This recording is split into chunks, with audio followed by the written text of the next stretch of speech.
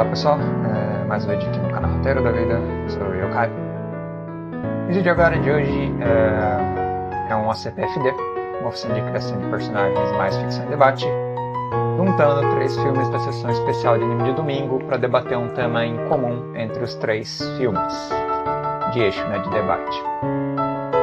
O eixo que eu peguei dessa vez é um eixo um pouco... é difícil de pegar eixos, sabe? Porque tem que fazer sentido nos 3 filmes, alguns eixos não encaixam muito bem.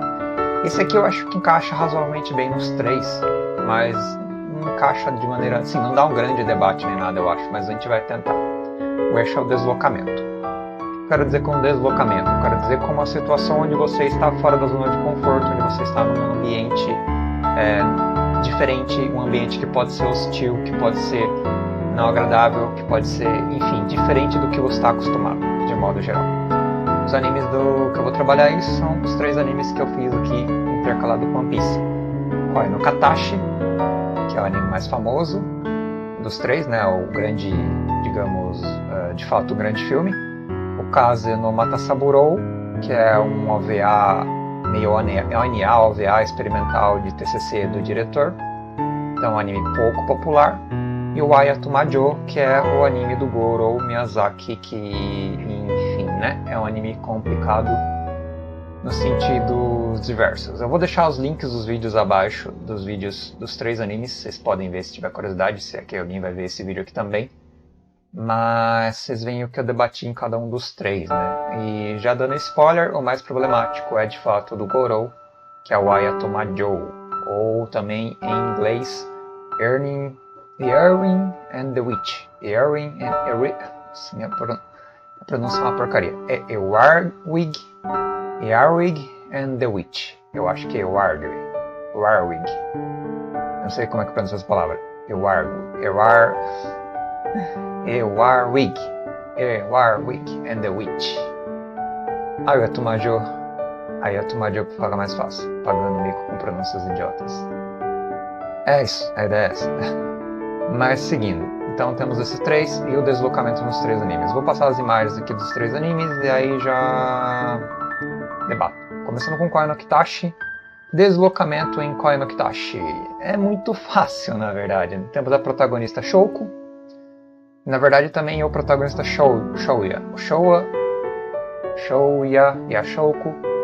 Ambos têm essa pegada de ser esse ponto de fuga do deslocamento. No caso da Shouko, em especial, ela tem um deslocamento físico, literal. Ela tem um deslocamento de não sincronia à linguagem, porque ela é surda, ou quase surda completamente.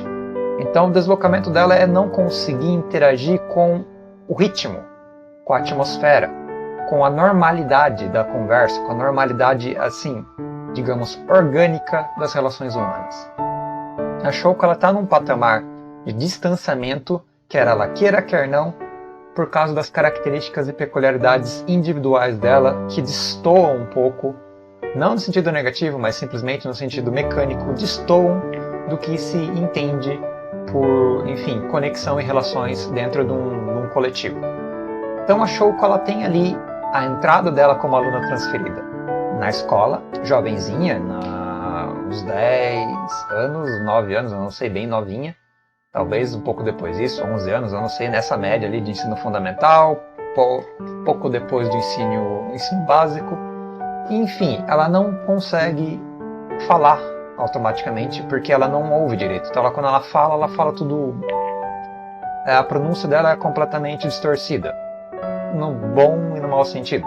Porque no bom sentido, no sentido de que não é natural dela, a fala natural dela, tranquilo. No mau sentido que, comparado com as falas dos outros, soa muito estranho. É uma linguagem diferenciada. Tirando isso, ela fala com línguas de sinais. Eu não sei se ela tem leitura labial, eu quase certeza absoluta que ela tem leitura labial, mais linguagem de sinais. Então, ela ali, dentro do nova classe, dos novos amigos de sala, entre aspas, não amigos, mas amigos de sala, está completamente deslocada. Ela tem que ser enturmada, abraçada pelo ambiente. E nisso, por essa comunicação defasada dela, biológica, que não tem o que fazer, ela sofre muito bullying, ela sofre muita violência, ela sofre agressão. Eu debati muito isso no vídeo, é bem extenso o vídeo é longo. Tem vários ângulos que você pode analisar o bullying, ângulos psicológicos de cada personagem e também ângulos mais, digamos, moralistas e diretivos que significam o bullying de maneira completamente grosseira, com uma violência mesmo, destrutiva em relação aos outros que têm características diferenciadas, que são diferentes, que estão ali sendo vítimas da pressão de coletivos ou de grupos que são mesmo agressivos. No caso do Shouya, o Shouya também sofre deslocamento.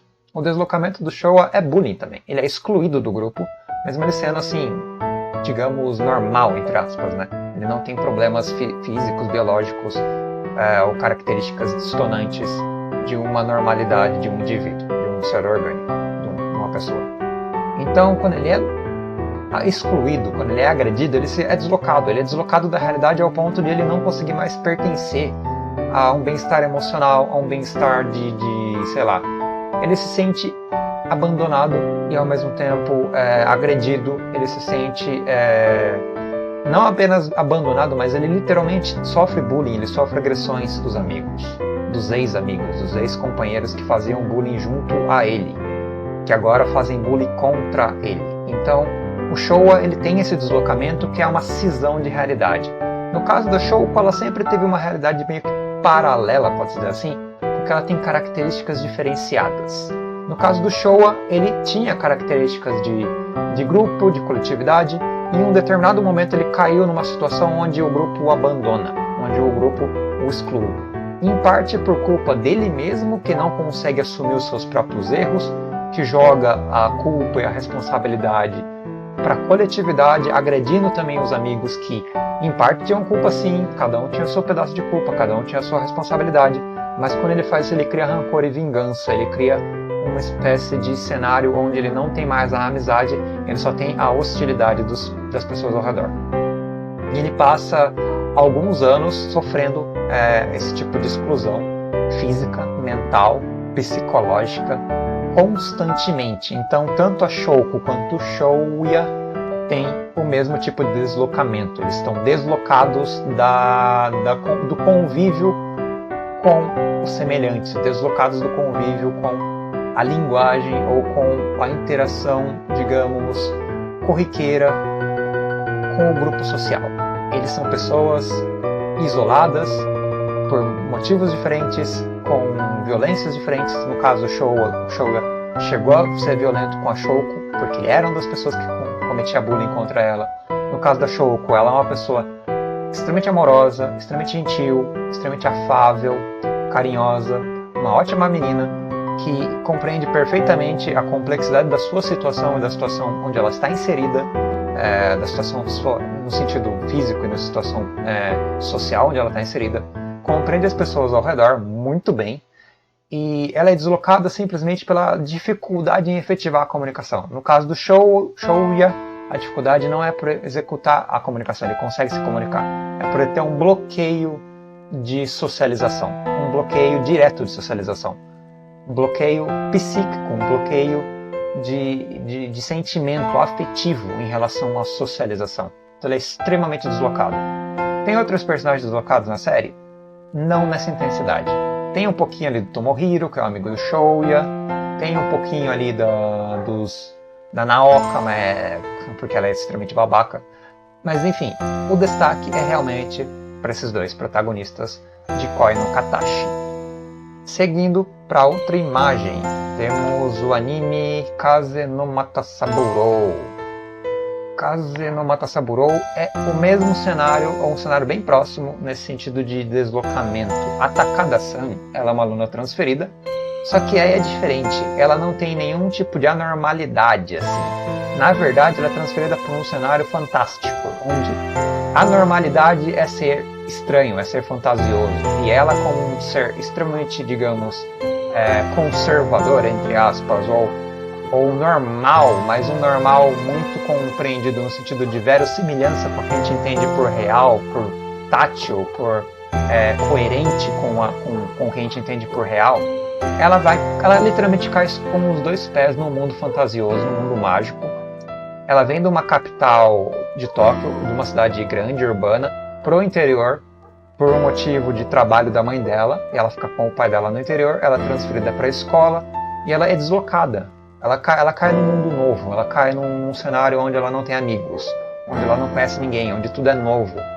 E isso, mais o mal-estar de que, além das coisas serem novas, tem o ponto de que as coisas são meio surreais. Ela está interagindo com animais antropomorfizados, animais humanizados, tartarugas, sapos, minhocas, ursos, e até um javali e um veado que compõem a sala de aula dela. Ela está interagindo com diferenças extremamente diferentes no sentido físico, não no sentido moral ou intelectual, porque eles têm a mesma faixa etária, eles têm os mesmos gostos, eles são crianças, eles têm as mesmas visões fantasiosas da realidade, só que ela tem um conflito realmente de conexão, porque ela ainda não foi enturmada. A Takada-san, ao contrário da Shouko, né? Nossa, já esqueci o nome, né? Shouko. A Takada-san, ela não é agredida. Ela, ao contrário, ela é abraçada. Ela é incluída. O grupo olha ela como se fosse uma pessoa normal. Tem ali uma fantasia, mas não é um bullying, é simplesmente uma curiosidade em relação a ela. Uma espécie de mito que cria em volta dela, de ela ser alguém chamado de o Kazeno Matasaburo, o controlador dos ventos, como se ela fosse uma entidade um pouco especial, mas nada disso é agressivo, é tudo uma coisa circunstancial de infância, de ingenuidade, de leveza. Então não é que nem na Shouko, que a agressão lá não é uma ingenuidade negativa, uma ingenuidade pesada, é uma violência gratuita em relação à diferença. No caso da Takada-san, a diferença dela é completamente abraçada. O problema não é ela, o problema é ela em relação à classe, o que ela sente em relação ao ambiente. No caso da Shouko, ela começa a se enturmar, ela tenta se enturmar, ela tenta dialogar. No caso da Takada-san, ela se afasta, ela foge. Ela não consegue se conectar no primeiro momento, com aquela diferença, com aquela grande panorama de novidade. E nisso ela inicialmente foge, depois ela acaba fazendo amizade com o Koichi, acaba sendo o calor humano dos animais, calor humano dos parentes também, da mãe, da avó do Koichi, da situação. Ela começa a se tornar parte da situação, ela se torna parte do contexto, ela não é mais um estranho, ela não se sente mais uma estranha, ela se sente quase em casa, ela sente uma comodidade, ela sente conforto. É uma situação agradável para ela. Aí a cisão de desconforto final da Takada-san, e é o desconforto brutal, que é onde o anime acaba, é quando ela tem que perder. Ela acabou de se acostumar, ela acabou de ser abraçada, acabou de ser aderida, estar junto às pessoas, estar junto à situação e ao contexto, e brutalmente ela é cindida e jogada novamente para uma outra realidade, que é voltar para a cidade grande com a mãe dela. Então ela tem dois momentos de desconforto específicos, o momento da chegada, que é o momento do estranhamento, que é o momento da novidade, e o momento da partida, depois que ela já está acostumada, já está condicionada ao local. Ela dura alguns dias só, essa viagem dela fica nem uma semana no lugar onde ela foi morar com o pai dela temporariamente. E já é completamente cindida, violentamente arremessada para uma outra situação. Então ela sente uma grande aflição, uma grande melancolia, uma dor da partida. Tanto é que ela nem se despede dos amigos, ela simplesmente não tem nem cara para aparecer na frente deles. Ela é quase sequestrada, entre aspas, por uma força maior. E a força maior é a mãe dela voltando e levando ela de volta para casa e voltando para a escola anterior, provavelmente. Mas todo esse mistério de deslocamento da Takada-san é principalmente em volta da classe e em volta da partida dela pós ela já estar habituada ao local. E tem também um pequeno deslocamento, que não é deslocamento porque é muito tênue, é muito fantasioso e constante, que é o encontro dela com o Fujin, que é o dragão do vento. Esse encontro dela com o Fujin não é realmente um deslocamento, é como se fosse uma coisa assim, quase como uma conversa entre um estranho e outro estranho, mas sem nenhum tipo de barreira. Então encaixa de maneira meio paradoxal nessa palavra, porque o que seria mais estranho seria ela encontrar um dragão voador, um dragão ali que tem certos poderes e tal, ela tromba com ele, mas ela só tem assim uma espécie de interação com ele mais, digamos, nossa, um estranho, por que você está aqui e tal, é um deslocamento um pouco mais leve, do que o deslocamento que ela tem em relação à sala de aula e aos outros alunos, colegas dela de sala. Então é muito engraçado isso, que o deslocamento dela é muito mais intenso em relação aos amigos da mesma idade do que a uma figura que voa, que é um dragão, que tropeça com ela no meio do caminho.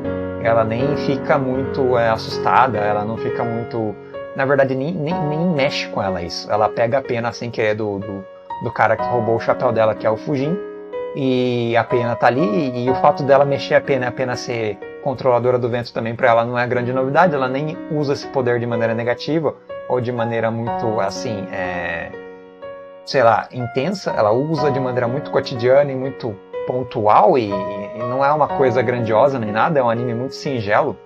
Então esse deslocamento ele não existe, é quase que a normalidade da fantasia. Então a fantasia é muito plena no anime.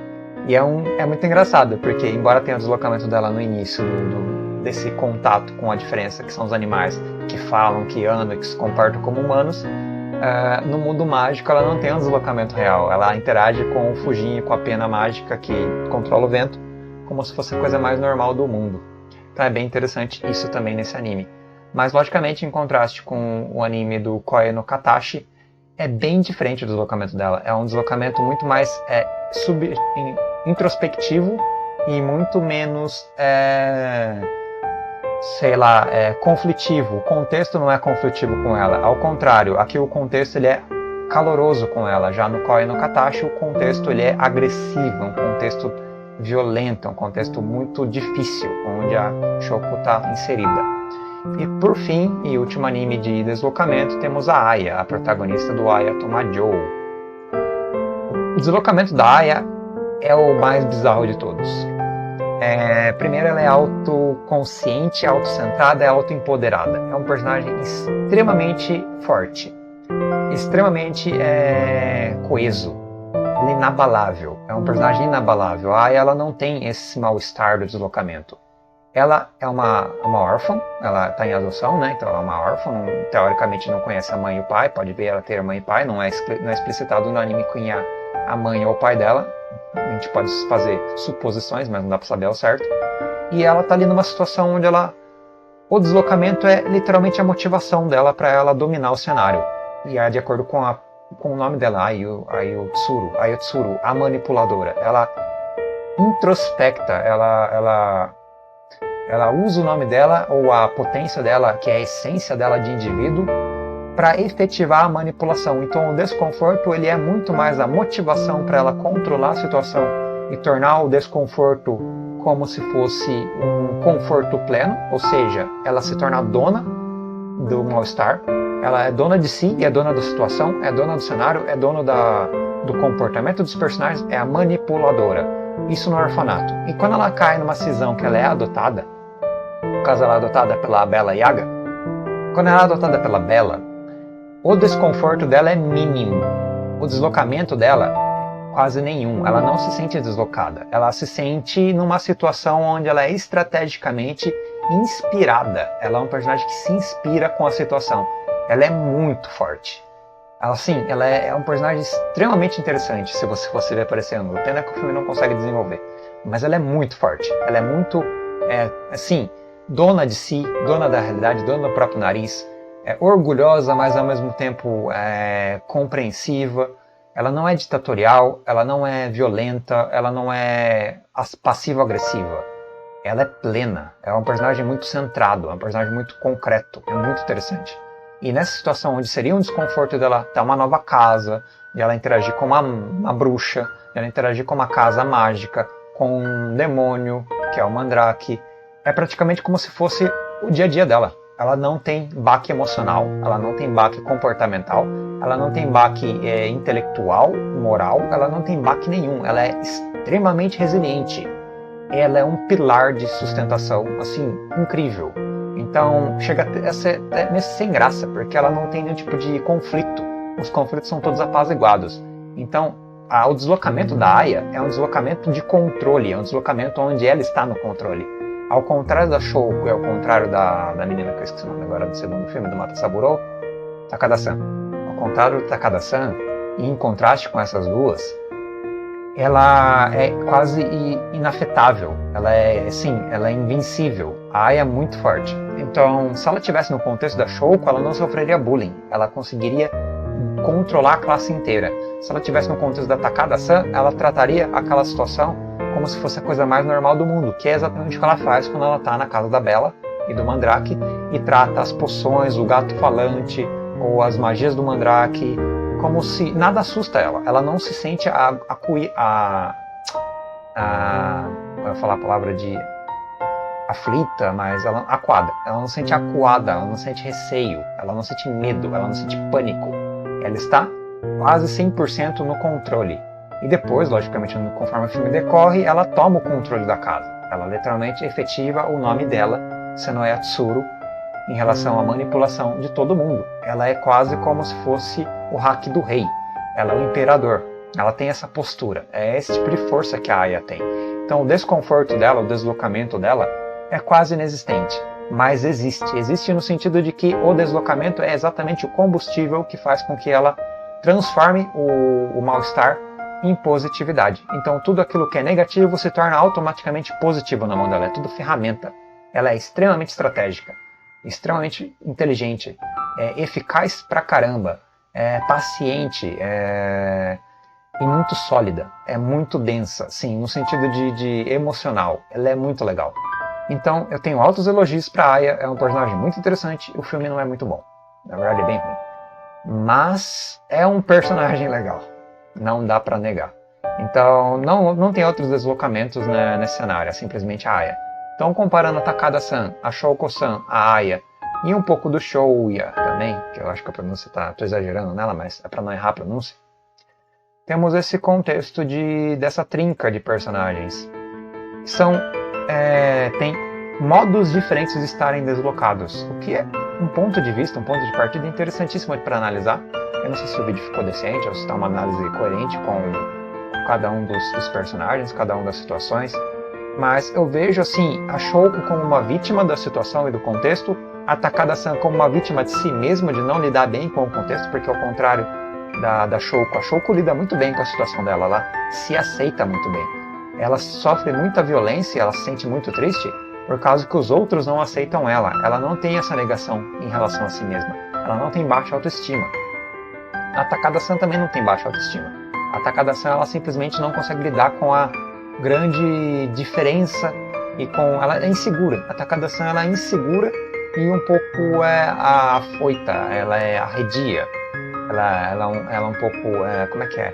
Rebelde, talvez. Ela não é afável, ela tem dificuldade em lidar com uma complexidade muito diferente do normal dela. Ela é um pouco arisca. Mas nada que implique em paralisia. Na verdade, ela se relaciona com todos os outros personagens depois. Já a Aya é totalmente a força plena. Ela é tipo, qualquer tipo de mal-estar, qualquer tipo de deslocamento para ela é simplesmente um contratempo muito epífio, muito pífio, muito efêmero. Uma coisa que não faz muito, ela não dá nem valor, assim, é tipo, aconteceu, mas isso não me afetou.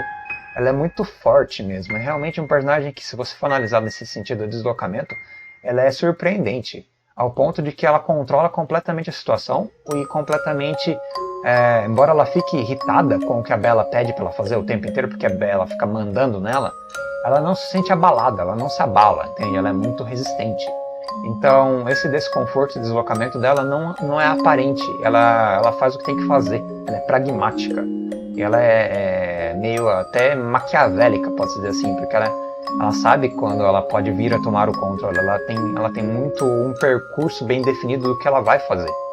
É um personagem que podia ser extremamente elaborado, cara, pena que o filme não conseguiu fazer isso. Então esse contraste entre a violência do contexto e o como a diferença, a diversidade do contexto e o como cada protagonista, no caso a Takada, a Shouko e a Aya, interagem com esse ambiente. E um pouco também com o Shouya. Não, o Shou é diferenciado também, eu não falei tanto dele aqui, fiquei mais da Shouko, né? Fazendo esse comparativo com a Takada e com a Aya. E o Shouya também entra muito no paralelo de ele ser agredido, ele sofre a mesma intensidade do contexto que a Shouko sofre. Então ele é muito paralelo e muito síncrono com ela, nesse sentido de sofrimento de deslocamento.